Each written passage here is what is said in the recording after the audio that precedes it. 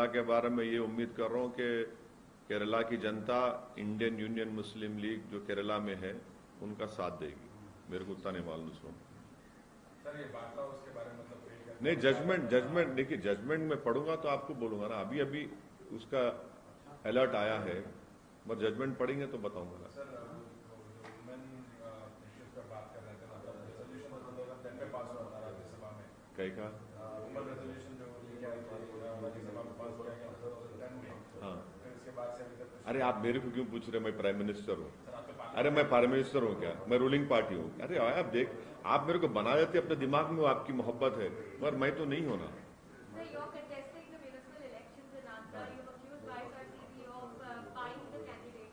I have accused the Adhoni MLA. I have accused some functionaries of the ruling party in Hindupur, and in Adhoni, the concerned MLA of that party went around pressurizing my candidate, saying that the chief minister is very soon going to make him a minister and you should not put up candidates.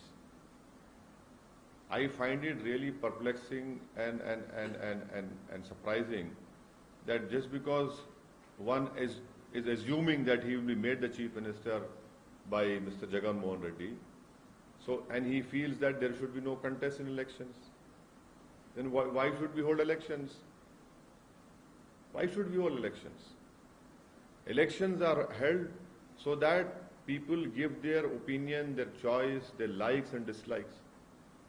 Now, just because you want to become minister, you cannot, stop people from voting against you. So that is why I had said in particular context of Adhoni and in Hindupur. Sir, ये ज़्यादा अब्बास सिद्दीकी हैं, उन्होंने कहीं ना कहीं आपको इतना dent कर दिया वहाँ पर जो बंगाल में, जिसकी वजह से जिस लेवल से MIM वहाँ कॉन्टेस्ट करने जा रही थी, अब वो शायद नहीं उस लेवल पे।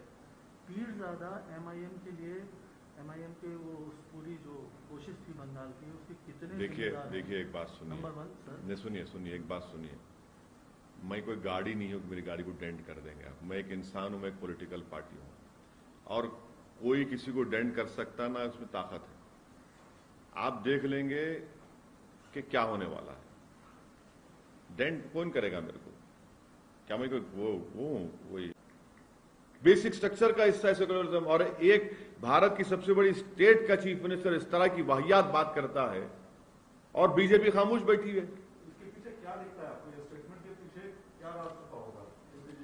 देखिए, संघ परिवार कभी भी भारत की डाइवर्सिटी को मानने को तैयार न थी, ना है। संघ परिवार जहां उनको सूट करता था वो कॉन्स्टिट्यूशन को इस्तेमाल करते थे सत्ता में आने के लिए। अब जब इनको पावर मिल चुका है, इनका असली चेहरा सामने आ रहा है।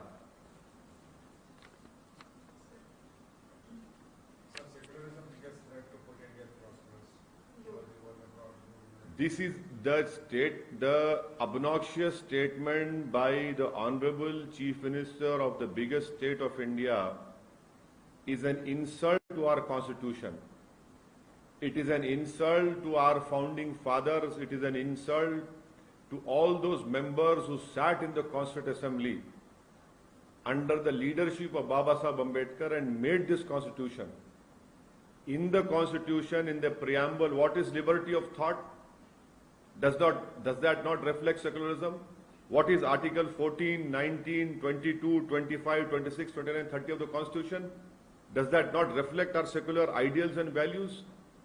Thirdly, Sangh Parivar has a double face on this issue. When it suits them, they say that the country is secular because the majority is secular. Now the Chief Minister of Uttar Pradesh says that secularism is itself a threat to India's progress and prospect.